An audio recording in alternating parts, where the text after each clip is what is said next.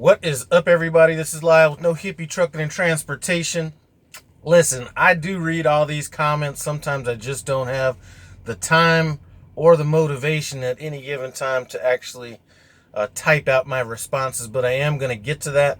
But there's a few of these comments that I've got recently that I kind of wanted to uh, answer and kind of address. So we're going to keep it real in the comments section. So one of the comments that came across was basically saying that this person was thinking about going to Amazon, but the training was like 50,000 miles, and any person with reasonable intelligence should be able to complete training in 2 to 3 weeks.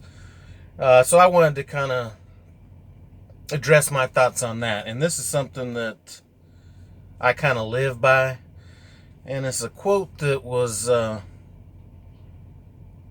a quote from Abraham Lincoln, and that quote was, "If you give me 6 hours to cut down a tree, I'm going to spend 4 hours sharpening my axe."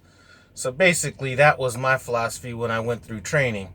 At the time I went through training was only 30,000 miles at the time at Prime, and my thought was get as much training up front to make life easier for me down the road. And that was my thoughts and philosophy on that. And that's my thoughts and philosophy in general. Anytime anybody tells me something about how long the training is or preparation for anything is, that's my thoughts on it. And then he goes on to say that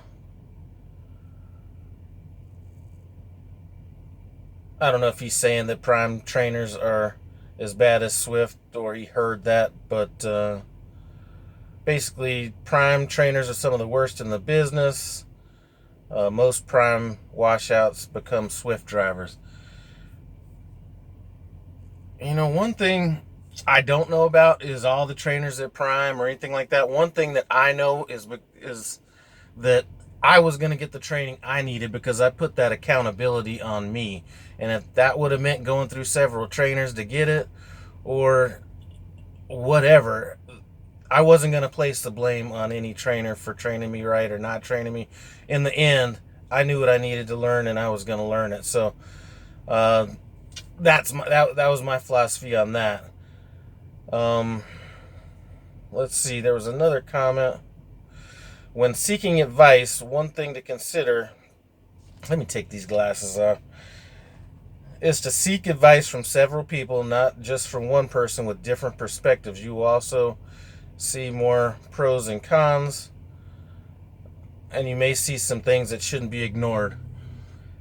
Seeking advice, there is nothing wrong with seeking advice, but once you gather all the information that you need to gather, and I'm going to say from the right sources too, but once you gather all that information, when you do that, and then you have people that are, trying to throw that fear on you,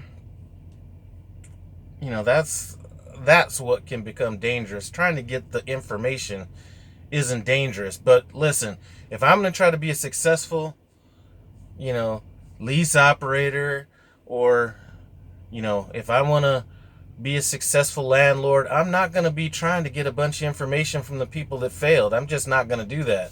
Now, can they tell me a lot of things to worry, to look out for? Maybe, but I'm not trying to pattern my life after the people that things didn't work out for. So, gaining the information. Listen, information is the most powerful thing in the world, but I'm going to try to get the information from the people that succeeded at what I'm trying to do. Somebody had said, what is the financial cost of failing at a Prime walkaway lease? I might as well put it out there.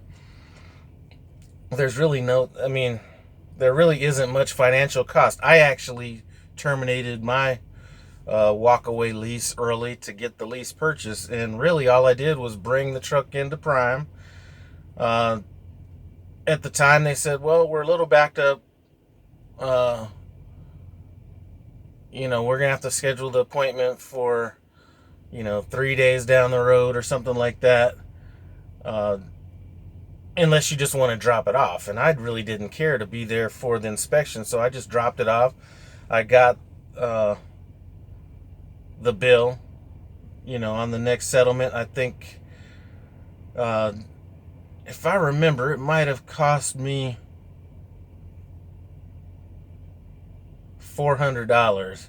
My truck wasn't in bad condition. The $400, you're basically going to get hit for the 150-ish or something like that to clean the truck. I had a couple knobs in here that when I got the truck, I thought that they were scratches on the knobs, but they were actually cracks, and those knobs eventually cracked off.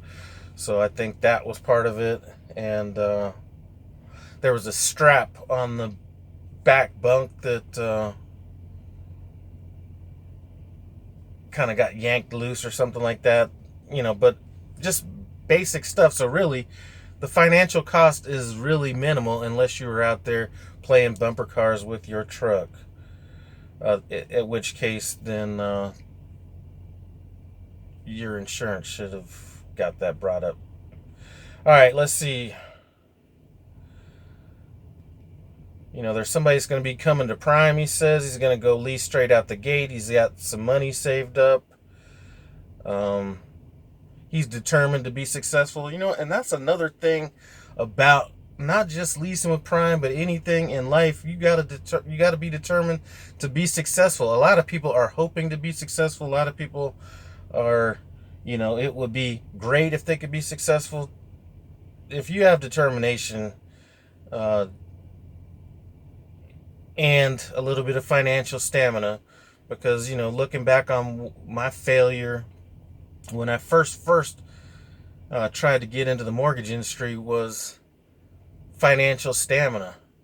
The mortgage business, everybody's talking about trucking and how hard trucking is. Listen, you eat what you kill out there. So a lot of times getting in that business, you were going to go 3-4 months without getting a paycheck unless you were at some company that was paying a salary, which is rare. So if you have determination, financial stamina, and all that, and that's the route that you want to go, do it. If you're unsure about lease, go company. Get your experience. Make your mistakes on their dime. Lease or company, always do your research. Again, information is the most powerful thing in the world. Like I said, I'm going to get my information from successful company drivers. So if I was thinking about going company, I would be trying to pick Trucking Along with Kiersey's brain. She's somebody on YouTube that's a company driver. Or just anybody that you might meet at whatever terminal for whatever company that you're working for. Those would be the people I'd be looking at if I wanted to go company. And if I wanted to go lease, I would be talking to the people that I look at as successful lease drivers. I'm not going to try to base my research on the average lease driver. I'm not going to try to base my research on somebody that's leasing and just making it work out. I'm not going to base my research on a lease driver that's making 52 cents a mile after everything. I'm going to try to find the people that are actually serious about this. And, that's part of another video. Let's see. Failing doesn't define a person. It's what they do to recover that defines them. There are actual industries where if you haven't failed when you've got into, how can I explain it? This just came to the top of my head. Normally I would try to have this formulated, but the price of entry into that field is failure. A lot of people won't even take you serious in some of these industries unless you failed at some point getting into them.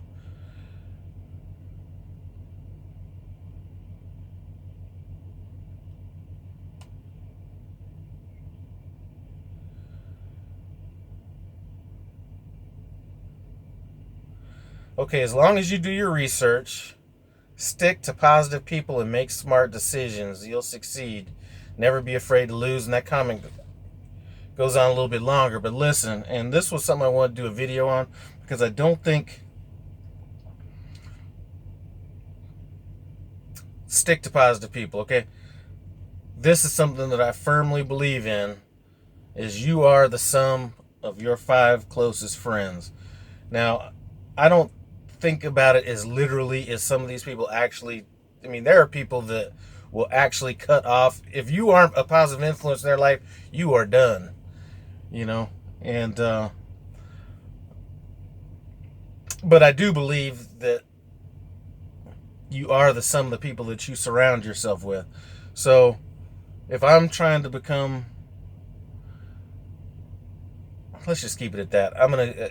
You could get deeper in. You could get as deep into this as you'd like, and it would probably draw this video out and even make it more boring than it already is. But if you show me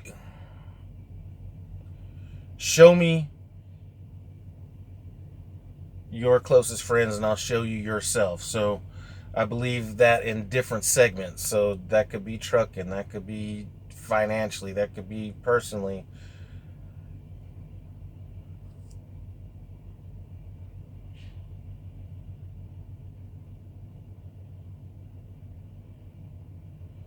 So anyway, those are just some of the comments that stuck out to me. And, you know, kind of one of the things that I've wanted to talk about, what made me really think about that whole previous video I did where people will put their, fear on you, is when I kind of put it out there that I was thinking about getting another truck. And, just kind of some of the feedback on that. And,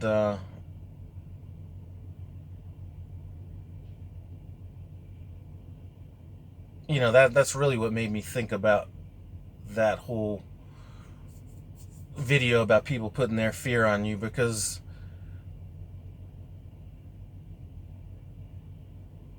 man, that could be a completely whole another video. So anyway, I'm gonna wrap this up. I am gonna be doing this video. I'm gonna actually need to write it down. I try to do the video on the things that I have got better at or learned during this last year leasing, which has made me probably 15 to 70% more profitable than I was when I first got into the lease last December.